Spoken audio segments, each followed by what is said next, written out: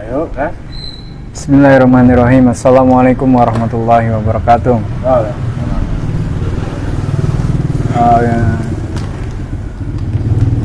Malam ini kita berjumpa kembali dalam acara Dokmong Live, yaitu di perumahan GG Patra AC. Ya, alhamdulillahilladzi assallallahu Rasulullah sallallahu alaihi wasallam. Innalhamdulillah Assalatu wassalamu ala asyrofil anbiya'i wal mursalin wa ala alihi washabihi ajmain. Ya, saudara-saudara, kawan-kawan, pemirsa dimanapun berada, kita berjumpa kembali dalam acara yang dinanti-nanti, yaitu Dokmong Live. Untuk kali ini kita live di perumahan GG Patra Asri, Blok Bunder ya, di masjid perumahan, di musola perumahan. Untuk kali ini tema yang akan dibawakan oleh pemateri Abah Angguh yaitu uswatun hasanah dan refleksi untuk umatnya. Dalam uswatun hasanah tersebut, ya, yang sebagaimana kita ketahui bahwa yang namanya uswatun hasanah itu hanya pada diri Rasulullah ya, yang terbaik, yang menjadi uswah hasanah bagi kita semua ini. Tidak ada yang lain lagi. Maka untuk segala macam persoalan kehidupan di alam dunia ini, ya contohnya bagaimana penyelesaiannya itu ya kita melihat pada diri Rasulullah. Uswatun hasanah ada di dalam diri Rasulullah, dalam pribadi, dalam urusan keluarga, dalam urusan masyarakat, dalam urusan bernegara, semuanya dicontohkan oleh Rasulullah. Tidak ada yang tidak dicontohkan, baik hal yang dari bangun tidur sampai ke liang lahat, itu ada contohnya. Berpakaian, makan, minum, suatu hasanahnya kita harus melihat pada diri Rasulullah SAW. Untuk lebih lengkapnya kita simak saja. Silakan tafadhol Abah Angguh. Baik, assalamualaikum warahmatullahi wabarakatuh. Waalaikumsalam warahmatullahi wabarakatuh. Innal hamdalillahi nahmaduhu wa nasta'inuhu wa nastaghfiruh wa na'udzu billahi min shururi anfusina wa min sayyiati a'malina may yahdihillahu fala mudilla lahu wa may yudlilhu fala hadiya lahu. Asyhadu an la ilaha illallah wa asyhadu anna Muhammadan abduhu wa rasuluhu la nabiyya ba'da. Allahumma sholli ala sayyidina Muhammad wa ala ali Muhammad. Pada kesempatan malam ini insyaallah, dimana kita live Dokmong di tempat yang mulia ini, di Musola Nurul Iman di BTN Gria Asri Patra. Puja-puji hanya bagi Allah semata. Sholawat dan salam kita sanjungan kepada Habibina Muhammad SAW, keluarganya, sahabatnya, dan pengikutnya hingga akhir zaman. Malam ini tema kita sesuai dengan pada kita bulan ini memasuki bulan Rabiul Awal, maka berketepatan itu membawakan tema uswatun hasanah, refleksi semua umat. Jadi intinya keteladanan yang baik itu menjadi refleksi buat semua umat, ya, harusnya gitu. Mudah-mudahan dapat saya bawakan dengan baik dan jelas. Baik, uswatun hasanah ya semua juga tahu ya, orang Islam ya, ayatnya juga sudah sering kita dengar. Laqad kana lakum fi Rasulillah uswatun hasanah ya. Jadi Laqad bagi sungguh sesungguhnya ya, laqad kana bagi telah adalah ia lakum bagi kamu ya, terus di pada Rasulullah Rasul Allah uswatun hasanah, teladan yang baik ya. Jadi dikatakan sesungguhnya berarti Masih ya sesuatu. dipastikan bahwasannya tidak ada yang lain ya. Teladan yang baik itu hanya Rasulullah SAW, Nabi Muhammad SAW. Jadi contoh teladan untuk seluruh aspek kehidupan ya, bagi semua umat ya. Uswatun hasanah ya, sebagai kita kenal sebagai teladan yang baik itu ya, adalah sebagai performa ya bagi umat Islam, sebagai rujukan, sebagai petunjuk ya bagaimana kita berislam gitu ya, karena dialah sumber referensinya kita umat Islam, karena dialah Nabi Muhammad yang telah diamanahi Allah untuk menyampaikan Islam kepada umat manusia gitu ya.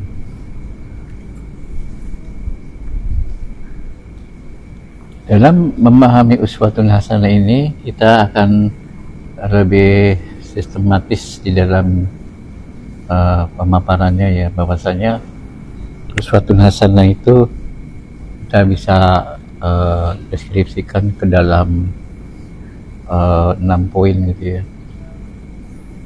Yang pertama adalah keimanan ya. Keimanan di mana Rasulullah pada saat di Mekah itu ya, dengan membina di Darul Arqam ya, membina keimanan dengan akidah yang kuat ditanamkan kepada sahabat-sahabatnya ya. Kemudian dari sanalah kemudian menjadi kelompok-kelompok yang menyebar gitu ya, dengan dakwah, menyampaikan apa yang Nabi sampaikan di baligoni walau ayat ya. Sampaikanlah walaupun satu ayat. Jadi manakala mereka sudah memahami apa yang telah diterima dari Nabi Muhammad SAW, kemudian mereka menyampaikan. Jadi begitu ya, setelah menyampaikan dan dari sanalah metode Islam itu menjadi berkembang ya. Jadi keimanan yang dipupuk mulai dari akidah yang kuat telah menjadikan pointer ya yang utama. Setelah itu adalah akhlak ya.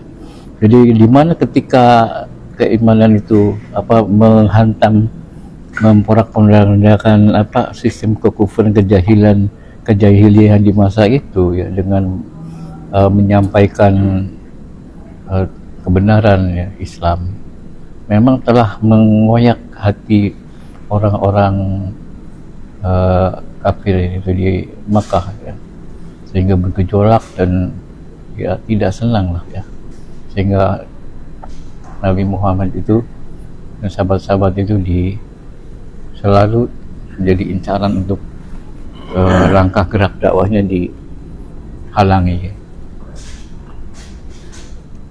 Terus sampai akhirnya hijrah ya. Namun sebelumnya, setelah melakukan hal itu ya, poin keduanya adalah pada akhlak gitu ya. Jadi bagaimana berislam itu, kemudian cerminan berislam itu adalah dalam bentuk akhlak yang mulia gitu ya, khuluqul azim gitu ya, disampaikan, diperlihatkan kepada seluruh umat gitu ya, seluruh manusia yang kafir, sehingga melihat bahwa ternyata Islam itu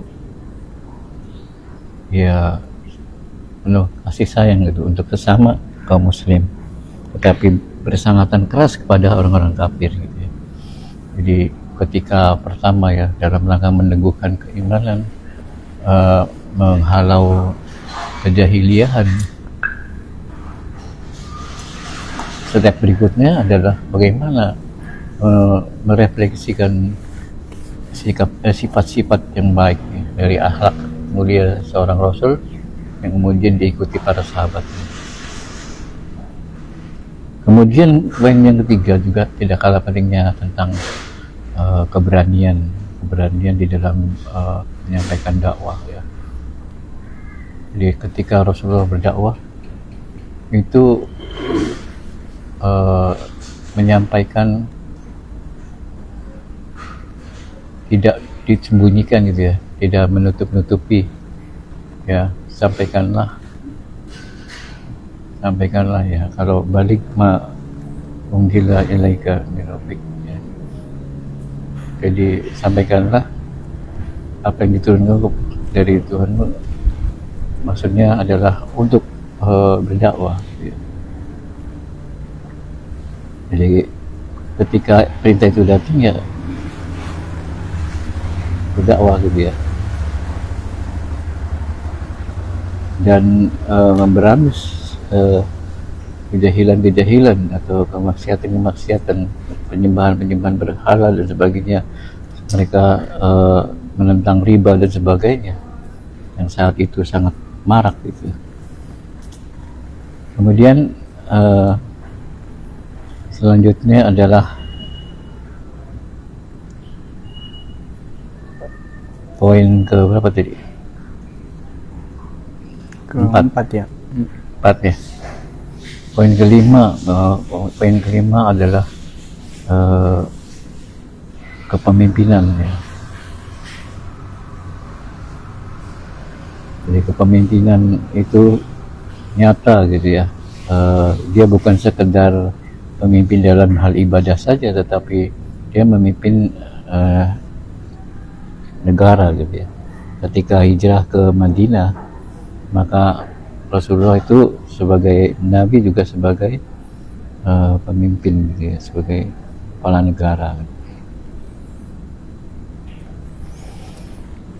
Kemudian yang ke-6,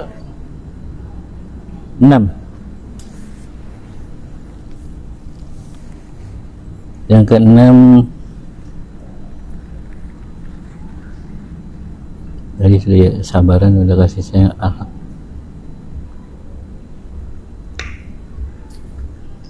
Yang keenam amanah ya. Jadi integritas atau kejujuran ya. Integritasnya tidak diragukan ya, sejak sebelum Nabi berdagang pun sudah disebut sebagai Al-Amin ya, yang dipercaya. Jadi akhlaknya sangat baik ya. Jadi sangat amanah integritasnya, dan kejujurannya tidak diragukan lagi.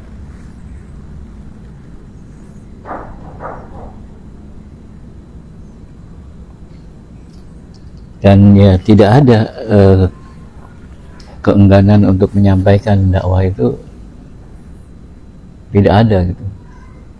Dia sami'na wa ta'na. Sebagaimana dalam surat Al-Maidah 92, yang artinya, dan jika kamu berpaling dari kewajibanmu, maka ketahuilah bahwa kewajiban Rasul kami hanyalah menyampaikan risalah Allah dengan jelas ya. Jadi harus jelas dan harus menyampaikan balik tamlik ya. Jadi ini tidak boleh dikhianati ketika perintah datang gitu ya. Kemudian dalam hadis riwayat Abu Daud dan Tirmizi, bahwasanya tunaikanlah amanah kepada orang yang mempercayakan kepadamu, dan jangan kamu khianati orang yang mengkhianatimu.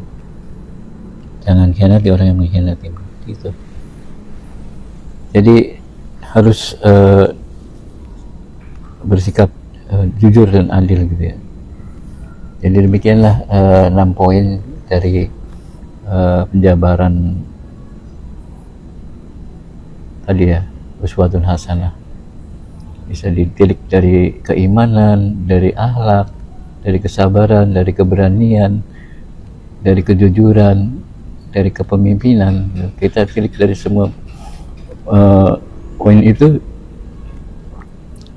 kita bisa menggambarkan ya bahwa usaha uswatun hasanah itu seperti itu di dalamnya.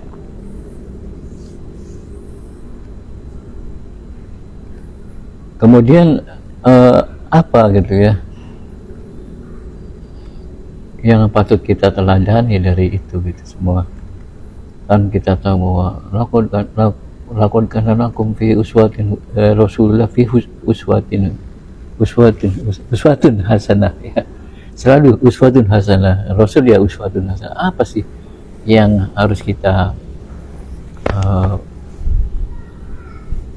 pahami dari itu gitu ya. Ya semua orang tahu uswatun hasanah, teladan yang baik. Bagaimana merealisasikan uswatun hasanah itu gitu ya. Ya kalau kita menilik kepada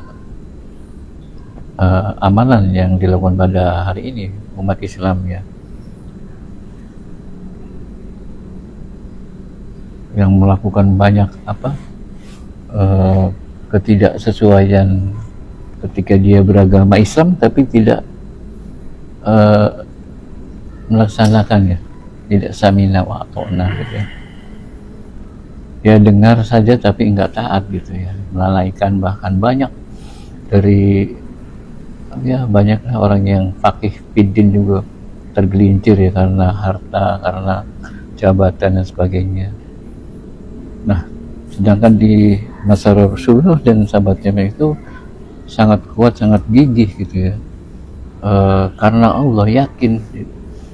Jadi takut kepada Allah sangat menjadi perhatian gitu ya,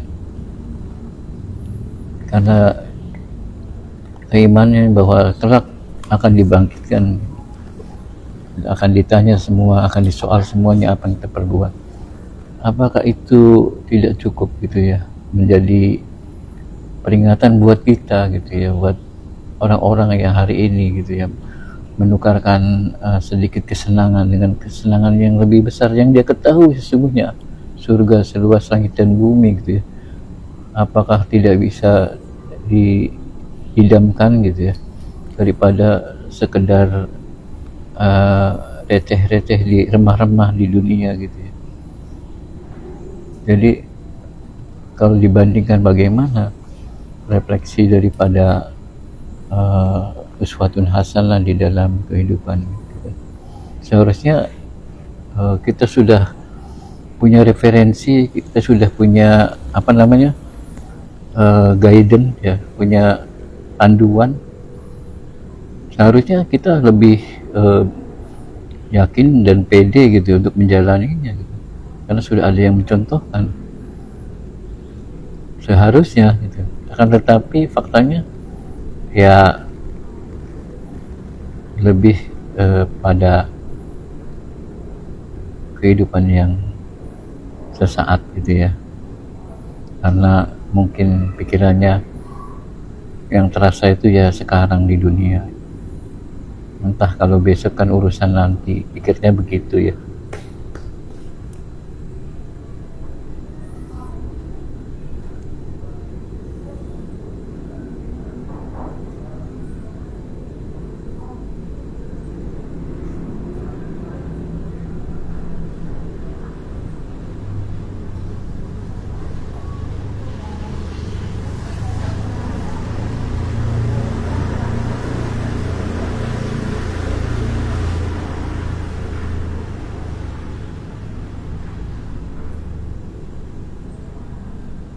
Ya, kita lanjutkan.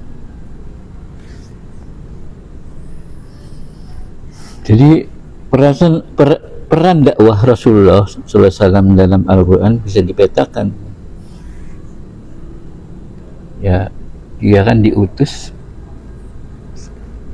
oleh Allah ya untuk menyampaikan pada manusia seluruhnya tentang apa, bagaimana hubungan Allah dengan makhluknya, bagaimana manusia itu berhubungan dengan manusia, kemudian bagaimana manusia mengurus dirinya sendiri gitu ya. Hanya mengatur 3 hal itu gitu ya. Maka peran Nabi Muhammad SAW adalah menyampaikan gitu ya, sebagai da'i ya. Dan memang tugasnya Rasulullah itu ya di dalam ayat, sebuah ayat di apa itu, surat 46, 40, 45, 46 ayatnya, itu dikatakan bahwasanya Rasulullah itu penyampai gitu ya, balik da'ian ya, basiran, nadiran ya, terus apalagi tadi pelita yang menerangi ya, sirojan muniro ya. Juga. Jadi sesungguhnya ya lengkap gitu ya, Rasulullah itu sebagai pemberi kabar gembira gitu ya, sebagai pemberi peringatan, sebagai penyampai gitu. Dia juga sebagai pelita yang menerangi gitu ya. Jadi apalagi gitu ya, kita sudah punya referensi, kita punya petunjuk bagaimana caranya hidup ya, berislam gitu. Namun faktanya pada hari ini kalau semuanya mengikut sebagaimana Rasul contohkan, pastilah dunia ini akan tidak seperti hari ini ya, tersesat ke dalam ideologi buatan manusia gitu ya. Karena Al-Quran sebagai tunjuk ya, hudan bagi manusia itu ternyata hanya dibaca dan diamalkan sebagian-sebagian saja gitu ya. Kalau menerapkan sepenuhnya secara kafah, maka akan insya Allah akan seperti apa yang digambarkan 14 abad yang lalu ya, di masa Rasulullah, di mana Islam yang gilang gemilang kemudian dilanjutkan ke masa Khulafaur Rasyidin dan khalifah setelahnya, itu akan dirasakan gitu. Namun karena manusia semenjak 101 tahun yang lalu tidak lagi di dalam sebuah institusi Islam ya, kita dijadikan negeri-negeri ya, jadi nation state oleh orang kafir ya, yang menguasai pada hari ini gitu ya. Maka kita jadi begini ya, mengalami kehidupan yang sempit gitu ya. Jadi kita karena tidak berpetunjuk dan petunjuk Allah, maka kehidupan kita menjadi sangat sempit gitu ya. Kesulitan ya terbentur dengan aktivitas yang dikembangkan oleh orang-orang kafir seperti ribawi, politik yang imperialis ya, neo-imperialis, sehingga ya itulah ya, kita ini adalah menjadi korban gitu ya. Jadi kita dimiskinkan secara struktural, secara sistemik ya. Jadi karena sistem selain Allah ini telah menggelincirkan kita ke dalam lembah kenistaan itu di dunia,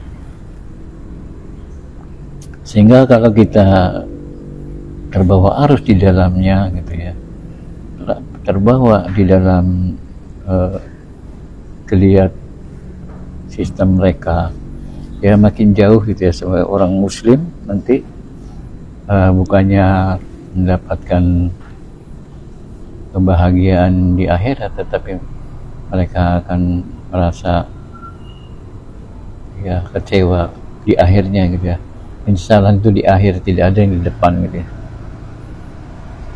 Ya semoga mereka semua mampu memahami akhirnya gitu ya, bahwasanya ya sebelum dipanggil, sebelum waktunya habis, bisa terbuka, terfokus ya untuk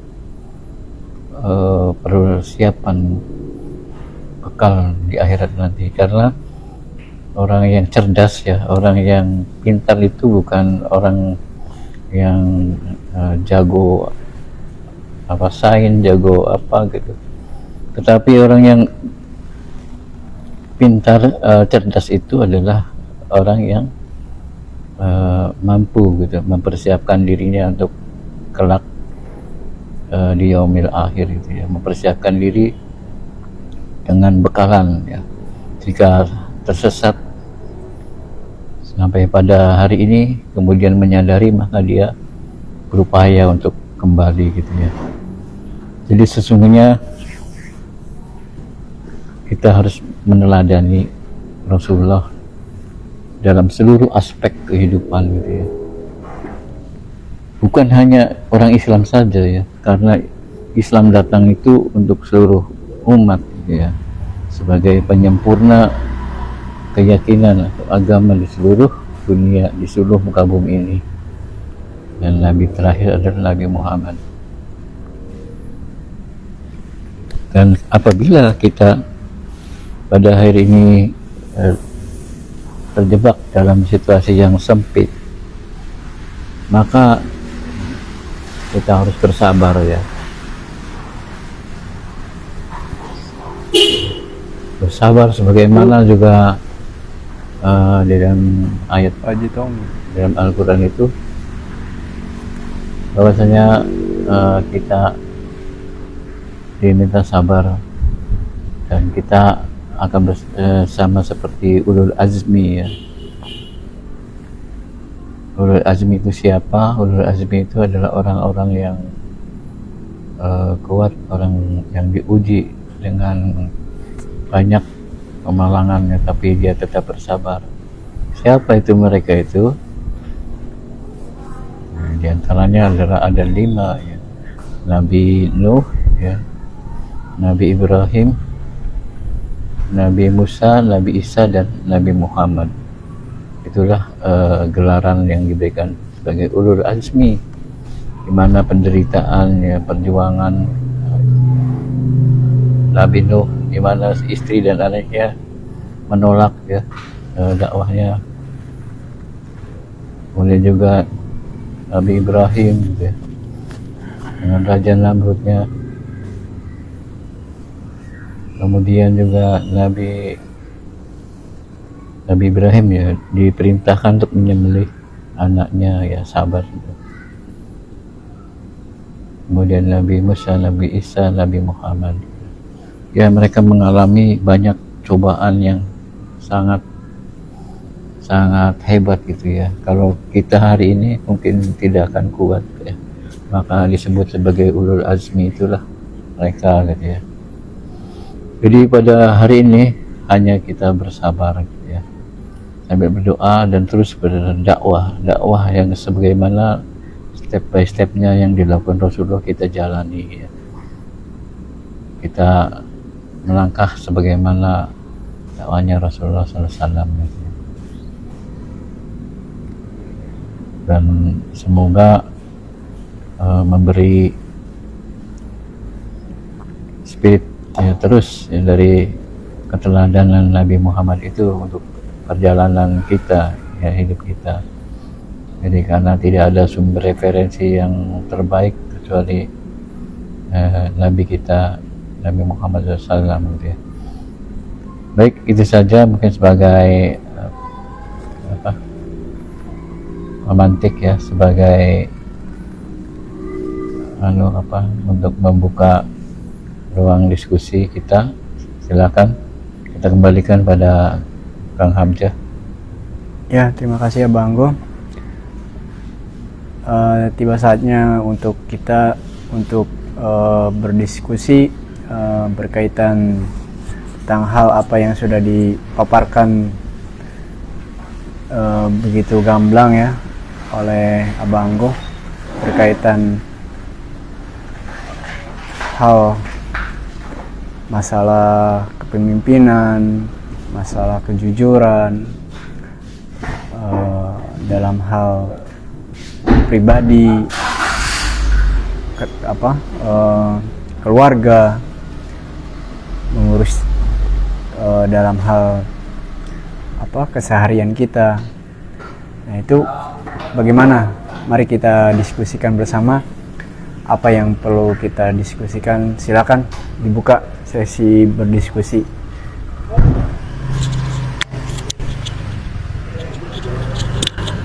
Silakan.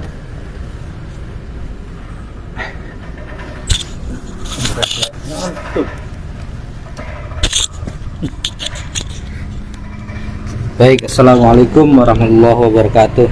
Waalaikumsalam warahmatullahi wabarakatuh. Terima kasih kesempatannya. Alhamdulillahirabbil alamin. Allahumma shalli wa sallim ala sayyidina Muhammadin. Sudah dijelaskan terkait dengan salah satu ayat yang dikutipkan. Jadi terkait ayat tersebut juga saya juga mendapat sebuah penjelasan dari salah seorang guru kami ya, yaitu bahwa a'udzubillahi minasyaitonirrajim, laqad kana lakum fi rasulillahi uswatun hasanah. Laqad itu lamnya lam taukid, kodnya juga sama, taukid juga. Jadi kalau diartikan secara bahasa Indonesia ya tidak hanya sesungguhnya, kalau misalnya mau diartikan secara ini, secara bahasa Indonesianya, walaupun memang di terjemahan Departemen Agama itu ya sesungguhnya saja gitu. Tapi sebenarnya ini tuh ada dua penegasan gitu, ada dua penegasan, lam dengan qad gitu kan. Artinya kalau di bahasa Indonesia kan ya gampangnya ya sungguh pasti. Jadi Allah itu bersumpah gitu kan, dua kali sumpahnya di sana. Laqad kana lakum fi rasulillahi uswatun hasanah. Jadi sungguh pasti telah ada pada laqad kana lakum fi rasulillahi uswatun, sungguh pasti telah ada pada diri Rasulullah uswatun hasanah ya, atau teladan yang baik gitu. Jadi kemudian bahasanya juga fi rasulillahi uswatun hasanah, itu bukan uswatun hasanah fi rasulillah. Kalau diartikan dalam kaidah bahasa Arabnya itu, kalau uswatun hasanah fi rasulillah artinya itu selain dari Rasulullah itu masih ada uswatun hasanah yang lain. Tapi kalau misalnya fi rasulillahi uswatun hasanah berarti Seluruhnya hanya ada pada diri Rasulullah saja uswatun hasanah itu. Jadi selain Rasulullah, selain Nabi Muhammad itu tidak ada uswatun hasanah, tidak ada uswatun hasanah. Artinya kalau misalnya dikaitkan dengan anak muda zaman sekarang ya idola manusia itu idola anak muda, anak bayi ya mungkin ya. Mbak, anak bayi belum kena taklif ya. Maupun orang tua maupun orang yang sudah kakek-kakek itu ya harus Nabi Muhammad. Harus Nabi Muhammad. Walaupun boleh juga ketika kita mengidolakan seseorang selain Nabi Muhammad, tapi mengidolakannya itu karena dia itu mengikuti Nabi juga, bukan karena mungkin karena ya karena pinter nyanyi atau pinter joget atau malah pinter bermaksiat misalnya, bukan itu. Lah dengan seperti ini artinya ya segala tadi sudah dijelaskan juga, segala atau semua yang dilakukan oleh Nabi ya semuanya ya uswatun hasanah, semuanya uswatun hasanah. Dan sudah dibuktikan dari mulai sikap individu beliau, sikap kepada keluarga beliau, sampai dengan sikap terhadap sikap ketika beliau memimpin Daulah Madinah kan ya, negara Madinah, memimpin negara Madinah. Yaitu kalau misalnya kita manusia akhir zaman ini pengen menjadi teladan yang baik, pengen menjadi seseorang yang baik, maka ya patokannya ya Nabi, bukan yang lain, bukan Plato, bukan Aristoteles kan, apalagi ateis Karl Marx itu bukan juga kan, atau orang-orang yang mengikutinya gitu, atau misalnya Stalin, atau siapa lagi, Adam Smith ya, yang menjadi bapak ekonomi dunia saat ini gitu kan.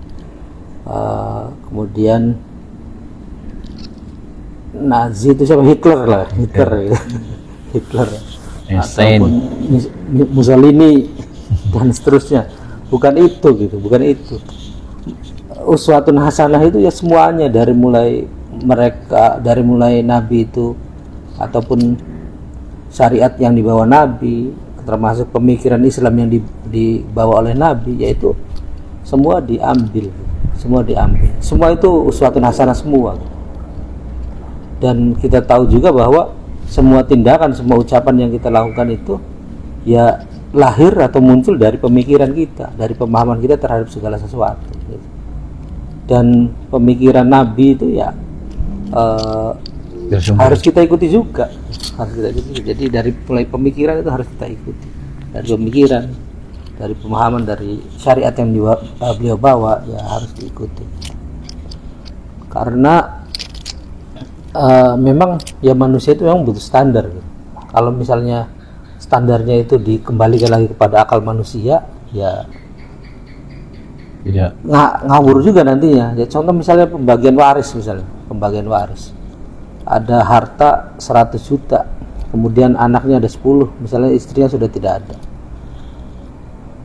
100 juta ini misalnya ada yang mengusulkan, misalnya dimusyawarahkan oleh 10 anak itu ya dibagi rata gitu. Itu kan kelihatannya adil kan, kelihatannya masuk kalau iya bagi rata itu bagus, bagi rata itu sesuai dengan akal ini, cocok lah.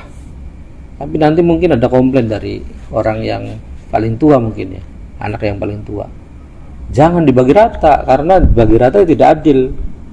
Karena yang adil itu ya yang tua itu yang mendapat yang gede gitu. Yang tua mendapat yang gede bagiannya. Nah ya mungkin nanti akan dikomplain sama anak yang paling kecil gitu. Sama anak yang paling kecil dikomplain lagi, jangan yang paling tua katanya, karena yang tua itu sudah menikmati banyak harta dari orang tuanya gitu.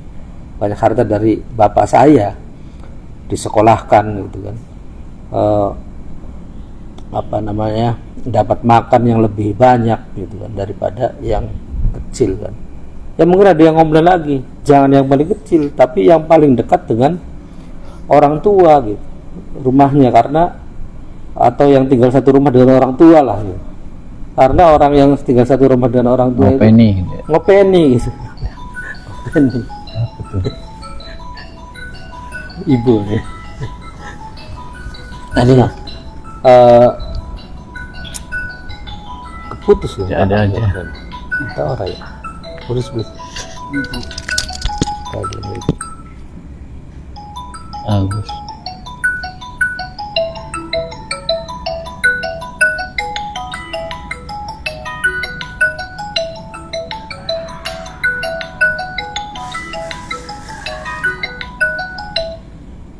Wah.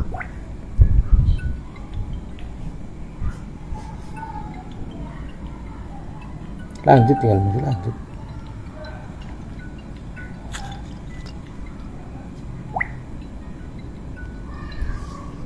Masih jalan. Masih. Nah, masih jalan. Nah, dilanjut ya. Orang yang paling dekat gitu, yang paling dekat, karena yang dekat itu yang ngopeni, yang paling mendapatkan harta paling banyak itu. Nah itu terus seperti itu, akan ada alasan-alasan yang mungkin sesuai ataupun masuk akal, yang mungkin masuk akal. Tetapi nanti yang harus menjadi pilihan ya bukan akal manusia itu semua, tapi dari pencipta gitu. Dari pencipta, standarnya dari pencipta, bukan dari akal manusia. Nah, pencipta itu sudah menurunkan Al-Quran sebagai petunjuk, sebagai bayan, sebagai penjelas, juga menurunkan Rasul, menurunkan Rasul dari golongan kita, dari kalangan manusia, agar manusia itu tahu bagaimana cara beribadah, baik ibadah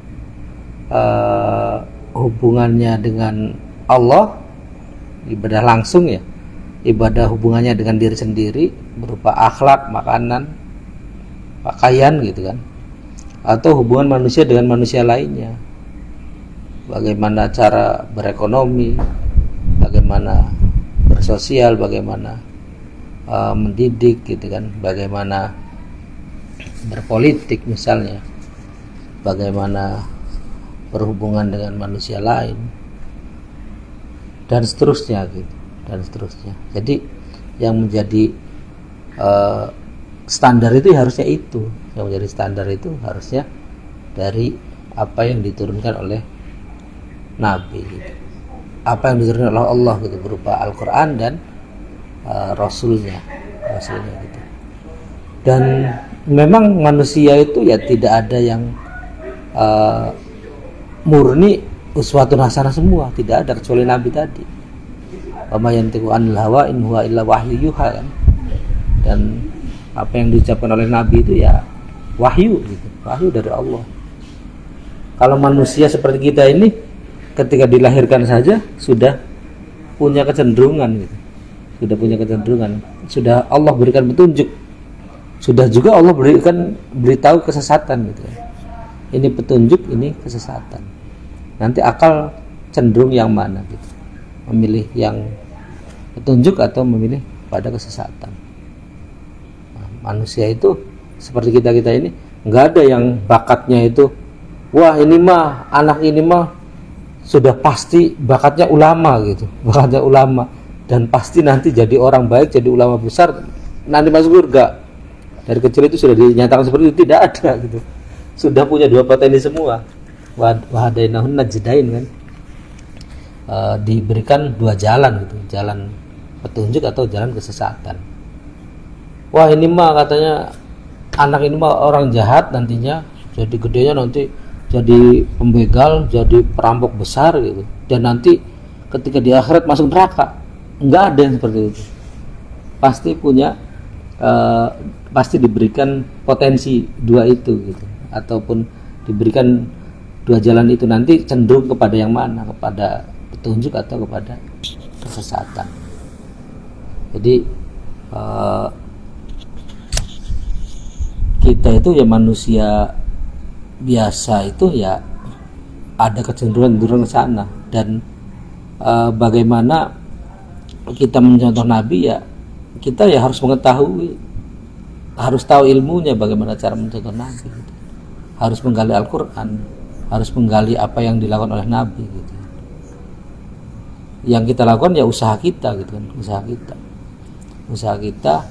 Dan kalau misalnya kita memilih untuk mengikuti Nabi, walaupun tidak ada manusia yang 100% melakukan kebaikan terus, ya nggak ada gitu. Soalnya Nabi itu, makanya Allah itu menurunkan mekanisme taubat ya. Allah itu menurunkan mekanisme hijrah gitu.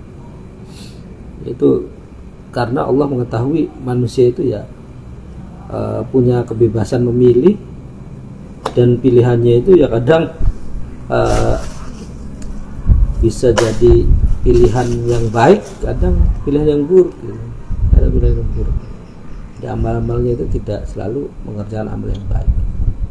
Dan itu kita juga bisa selalu baik gitu kan, ataupun maksudnya selalu berusaha untuk baik kalau misalnya kita pemikirannya benar.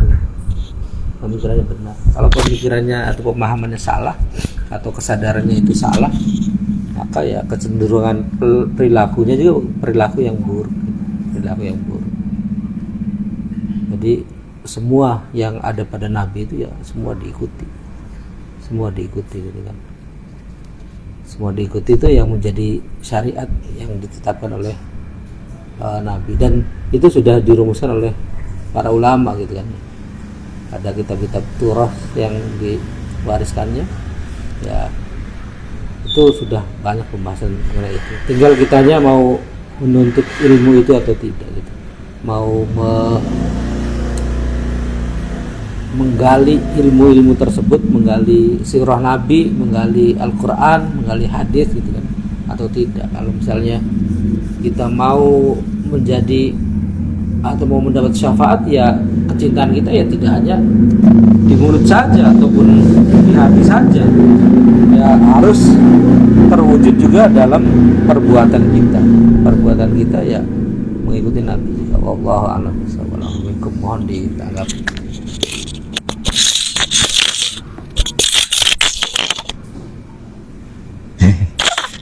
Silakan. Silakan. Udah.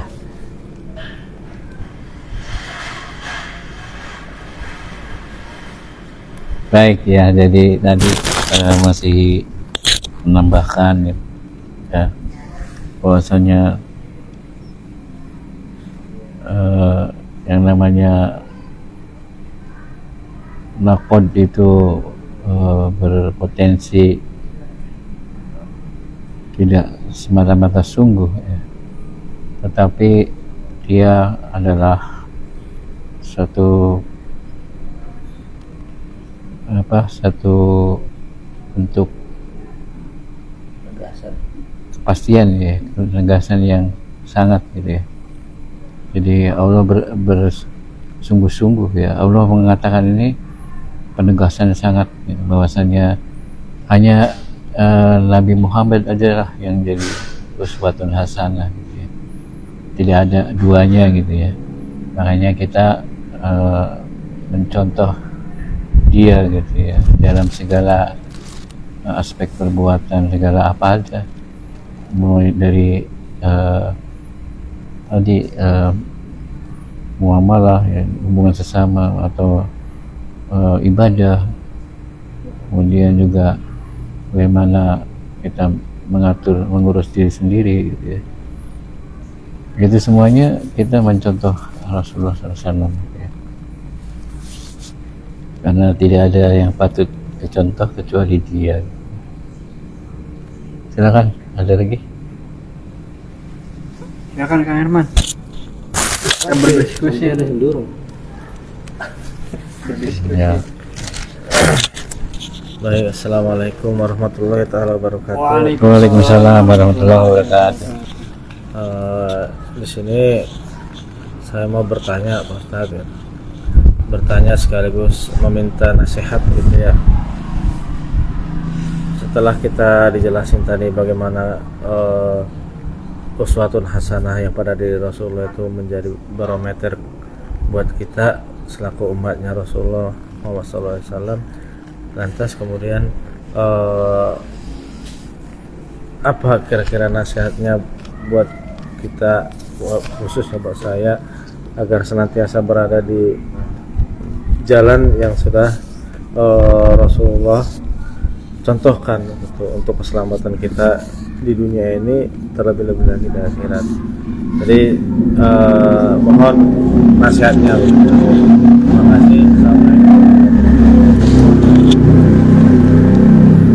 Baik, terima kasih Kang Herman. Nasihat supaya konsisten dalam uswatun hasanah. Ya, gimana? Minta nasihatnya supaya selalu Istiqomah. Selalu istiqomah mengikuti Rasulullah gitu. Baik, sebagai umatnya Nabi Muhammad SAW, tentu kita mencontoh ya segala perbuatan Rasulullah, karena tadi perbuatan Rasul itu tidak mengikuti hawa nafsu gitu ya. Wa ma yantiqu anil hawa in huwa illa wahyu yuha gitu ya. Jadi itu tidak ada unsur subjektivitas dari diri seorang nabi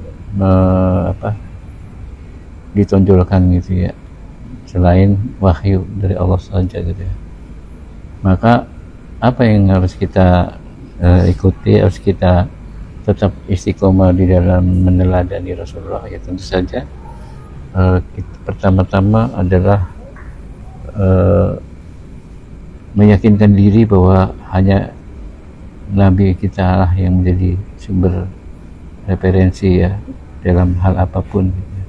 Yaitu meneladani sesungguhnya, bukan sekedar cukup bersolawat atau cukup di bibir saja kecintaan itu, tetapi dengan segala perbuatan ya, perkataan yang konsisten, yang sesuai gitu ya. Bagaimana kita mengatakan berjanji di dalam salat kita, inna salati wa nusuki wa mahyaya wa mamati lillahi alamin, maka kita konsisten bahwa sesungguhnya hidup dan mati, sesungguhnya salat dan ibadah hidup dan mati itu lillah. Maka konsekuensinya adalah kita harus konsisten gitu ya, tidak boleh berlepas atau melenceng dari rel itu gitu ya.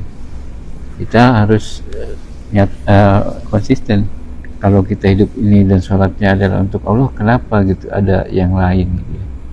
Nah, bagaimana pengingatnya? Ya tadi selalu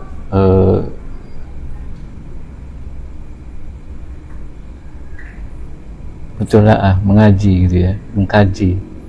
Jadi bukan sekedar begitu yakin iman dan membenarkan bahwa Nabi itu sebagai uswatun hasanah, tetapi kita tidak memainten gitu ya, tidak memelihara ya, memelihara supaya kita berada di track ya, yang selalu meneladani itu bagaimana gitu ya. Maka tentunya adalah tidak boleh kita berpaling dalam segala perbuatan kita, meninggalkan perintah dan larangan Allah yang dibawa oleh Rasulullah gitu ya, yang telah diamalkan Rasulullah. Jadi kita selalu konsisten dan selalu mencari, karena perbuatan kita itu akan dihisab ya. Jadi jangan berkata tanpa ilmu gitu ya, karena berkata tanpa ilmu nanti kita amal kita akan sia-sia gitu ya. Jadi bagaimana nasihat untuk tetap dalam rangka berada di jalur yang selalu meneladani Rasulullah, yaitu tadi kita tidak boleh lengah ya. Setiap apapun perbuatan kita, apa yang kita lakukan harus berdasarkan ilmu gitu ya. Harus selalu mengetahui ya apa yang akan kita perbuat itu apa. Kita mau melakukan perdagangan ya, kita harus mengerti apa hukum berdagang, bagaimana yang tidak boleh, mana yang boleh ya, bagaimana Rasulullah berdagang. Kita harus punya referensi itu gitu ya, sehingga kita tidak akan terjebak atau kita tergelincir ke dalam kedosaan gitu ya. Jadi intinya supaya kita konsisten adalah tetap mengkaji ya, memahami, karena kita itu apa ya, banyak belajar banyak lupa gitu ya. Makanya bukan belajarnya tapi pemahamannya gitu ya. Kalau belajar ya hanya metode ya, bagaimana belajar. Tapi kalau sekali belajar dia paham, memahami, kemudian selalu bisa mengaplikasikan ya dengan baik, setelah dia ketahui ilmunya, insya Allah akan terjaga gitu ya. Saya kira itu, Kang Herman. Ada tambahan? Mari berdiskusi.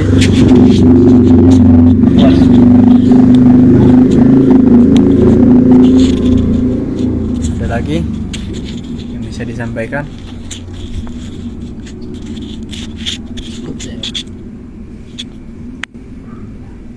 Kalau tambahan dari saya boleh? Iya, nggak apa-apa. Kang Herman. Sok atuh. Ya, kalau yang tadi untuk instan apa instan ya, apa ya namanya itu? Istiqomah, Ya konsisten. instan gitu. Apa maksudnya, bukan selalu terus menerus gitu ya? Apa namanya? Istiqomah. Iya, konsisten Sama ya. itu model. Ya konsisten, istiqomah. Ya mungkin seperti kita ada yang merasa apa yang hilang gitu ya. Apa misalkan contoh, kalau kita tidak makan itu kan kita misalkan mencari gitu, apa yang kita belum masuk ke dalam tubuh kita ini, mencari makanan gitu ya, seperti hanya kayak gitu. Jadi kita tuh harus apa sih yang belum ada, misalkan sikap kita yang kurang ini apa gitu. Jadi harus ada merasa kehilangan, apa sih yang kurang gitu. Jadi kurang, misalkan kalau kita itu kan keseharian kita kan pasti ada saja yang hilang tuh, misalkan kehilangan, oh ini belum kerjakan makan atau minum, atau misalkan kerjakan apapun keseharian kita gitu. Kita tidak sholat sehari aja, kita kan merasa dosa gitu ya. Apa sekali waktu aja, satu kali waktu kita tidak sholat, itu akan merasa kehilangan dosa gitu, bahwa ini tuh dosa loh kalau ninggalin sholat satu waktu aja gitu. Jadi bahwa perilaku itu tuh kayak hilang gitu, jadi merasa kehilangan. Jadi harus ada kesana ya. Begitulah kalau pengen ya, salah satunya mungkin seperti itu sih kalau menurut saya sih ya. Kalau dari segi saya seperti itu, soalnya iya. Itu maksudnya cara ya. Iya, jadi buatlah seperti merasa kehilangan gitu. kehilangan. Iya. Kalau misalnya tadi kita belum meneladani Rasulullah nih, kayaknya melenceng gitu. Kita harus mawas diri gitu ya. Wah, ada yang iya, contoh kita tidak sholat satu waktu aja kan, introspeksi gitu. Tidak sholat satu waktu aja kan kita merasa, wih dosa nih gitu. Kecuali orang yang merasa bahwa ini biasa saja sholat, tidak sholat gitu, Nah, itu berarti tidak merasa kehilangan itu. Tidak merasa kehilangan bahwa hal itu hal yang baik. Kalau merasa bahwa satu waktu sholat ditinggalkan aja itu kita merasa kehilangan dan dosa, itu berarti kita masih istiqomah, masih dalam jalur yang benar. Tapi kalau kita sudah tidak merasa kehilangan bahwa udah ninggalin satu kali waktu aja, udah biasa, nggak apa-apa lah. Satu kali waktu aja kok, nanti mah besok full. Nah itu berarti kita udah melenceng, udah nggak merasa kehilangan, berarti udah lepas, berarti kayak gitu. Begitulah menurut saya. Ada lagi masih baik ya, saya kira apa yang ditambahkan oleh Kang Hamzah ya, ada juga cara memelihara gitu ya, memelihara konsistensi dalam memelihara tadi uswatun hasanah ya. Seolah-olah kita itu kehilangan apalah, jejak lah. Oh, Rasulullah memerintahkan begini, kok saya belum gitu. Maka saya harus berubah gitu. Oh, Rasulullah berlemah lembut kepada istri, kok saya kasar gitu ya. Ini nggak benar gitu. Ya, bagaimana ke anak sikapnya? Rasulullah contohkan seperti apa? Nah, gitu. Jadi tolak ukurnya selalu ke sana. Kita melakukan perbuatan ini atau berdagang, bagaimana Rasul berdagang, dia jujur gitu ya, jujur dan tidak menipu gitu. Maka kita berdagang pun harus mengikut dia gitu ya, tidak boleh mencampuri esen ikan gitu ya, supaya baunya ikan gitu kan, nggak boleh, harus ori gitu. Kalau ikan ya ikan lah gitu ya. Kalau kita ingin untung banyak tapi langkahnya tidak sesuai, ya itu kan berarti harusnya introspeksi. Saya ini gimana ya, berarti kehilangan rasa jujur. Jadi iya jujurnya ya itu salah satu memelihara gitu ya, memaintain sebuah konsistensi gitu ya. Harus selalu introspeksi gitu ya, bahwasanya kita ada yang hilang ya. Iya, merasa kehilangan sesuatu ya. Itu bagus ya, itu harus begitu, harus diciptakan suasana seperti itu, sehingga kalau suasana itu hilang, nggak ada, berarti ya orang itu sudah melupakan, melupakan keuswatun hasanahan Rasulullah. Apalagi kalau levelnya koruptor gitu ya, melakukan ngambil hak orang lain gitu ya, ngambil dana, ambil itu seharusnya introspeksinya harus tinggi ya. Harus seorang diamanahi menjadi pejabat yang ditunjuk rakyat gitu ya, harusnya introspeksinya lebih kuat gitu. Ketika dia ada kesempatan, ada peluang, dia harusnya tanya balik hatinya gitu, ini sesuai enggak, saya Islam, saya mengikut uswatun hasanah Rasulullah, saya pantas enggak melakukan hal ini gitu ya. Ya kalau tadi yang itu tuh ada ya, tetap ada di dalam hati ya, itu karena tidak merasa beres. Hilang, tidak merasa kehilangan ya, kalau itu sudah tidak menjadi fokus ya, tidak memeliharanya gitu ya, kebenaran ya. Kebenaran ada apa yang dilakukan Rasulullah tidak menjadi referensi gitu, sehingga ya menyebabkan ya banyak orang-orang yang melakukan hal kemaksiatan gitu ya. Itu kembali kepada dirinya gitu ya. Makanya tadi harus memeliharanya dengan tanya pada diri kita gitu. Setiap melakukan perbuatan gitu ya, harus ada ininya gitu ya, dasarnya, sehingga dalam melakukan perbuatan itu menjadi lega gitu ya. Ketika ini dilarang ya udah jangan.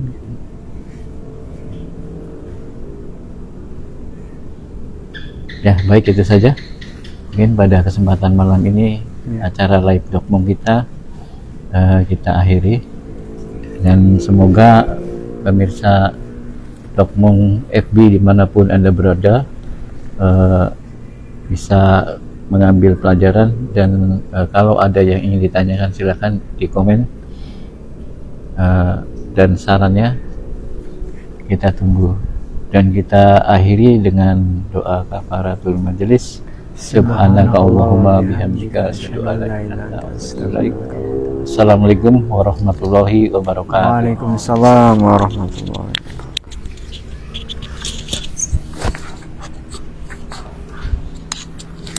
Aku semut jadi itu.